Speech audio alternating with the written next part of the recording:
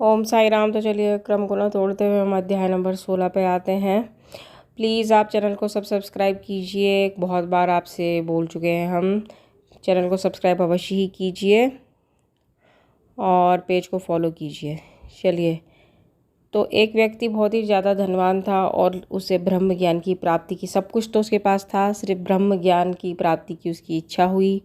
तो एक धनी व्यक्ति तो अपने जीवन में सब प्रकार से संपन्न था। उसके पास अतुल संपत्ति, घोड़े, भूमि और अनेक दास और दासियां थी। जब बाबा की कीर्ति उसके कानों तक पहुंची तो उसने अपने एक मित्र से कहा, मेरे लिए अब किसी वस्तु की अभिलाषा शेष नहीं रह गई, इसलिए अब शिरडी जाकर बाबा से ब्रह्म ज्ञान प्राप्त करना चाहिए, और यदि किसी प्रकार उसकी प्राप्ति हो गई तो फिर मुझसे अधिक सुखी और कौन हो सकता है। उनके मित्र ने उन्हें समझाया कि ब्रह्म ज्ञान की प्राप्ति सहज नहीं है, विशेषकर तुम जैसे मोहग्रस्त को, जो सदैव स्त्री, संतान और द्रव्योपार्जन में ही फंसा रहता है। तुम्हारी ब्रह्म ज्ञान की आकांक्षाएं की पूर्ति कौन करेगा, जो भूलकर भी कभी एक फूटी कौड़ी का भी दान नहीं देता। अपने मित्र के परामर्श की उपेक्षा कर वे आने जाने के लिए एक तांगा लेकर शिरडी आए और सीधे मस्जिद पहुंचे। साईं बाबा के दर्शन कर उनके चरणों पर गिरे और प्रार्थना की कि आप यहां आने वाले समस्त लोगों को अल्प समय में ही ब्रह्म दर्शन करा देते हैं। केवल यही सुनकर मैं बहुत दूर से इतने मार्ग चलकर आया हूँ। तो अब देखिए, देखता रह गया ये मनुष्य, तो वहाँ बैठ गया। तो उनको बोला गया कि चलो आप यहाँ बैठ जाओ इस सभा में। और थोड़े टाइम बाद बाबा ने किसी को बोला कि जाओ 5 रुपये जो है वहाँ से लेके आ जाओ। कुछ ऐसी ही कथा थी ये। और इस आदमी के पास तो पाँचों के पता नहीं कितने बंडल पड़े हुए थे, लेकिन एक बार भी इस आदमी से ये नहीं हुआ कि चलिए आप मुझसे ही ले लो 5 रुपये। तो लेकिन नहीं, वो सारा का सारा कार्यक्रम देखता रह गया। तो ये तो सब बाबा के द्वारा जो है रची हुई कहानी थी।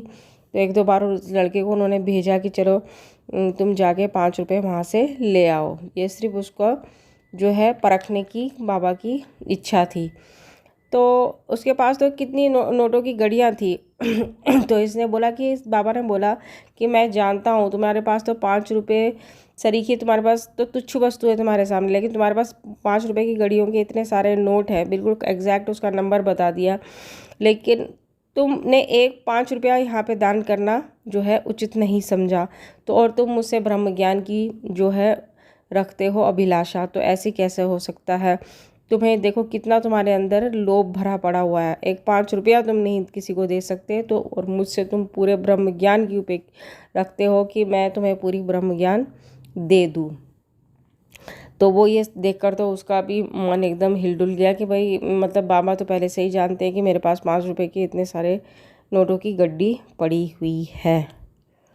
तो फिर बाबा बोलते हैं, मैं तुम्हें ब्रह्म दर्शन कराने का ही तो प्रयत्न करा रहा था। संक्षेप में तात्पर्य ये है कि ब्रह्म का दर्शन करने के लिए 5 वस्तुओं का त्याग करना पड़ता है: 5 प्राण, 5 इंद्रियां, मन, बुद्धि तथा अहंकार।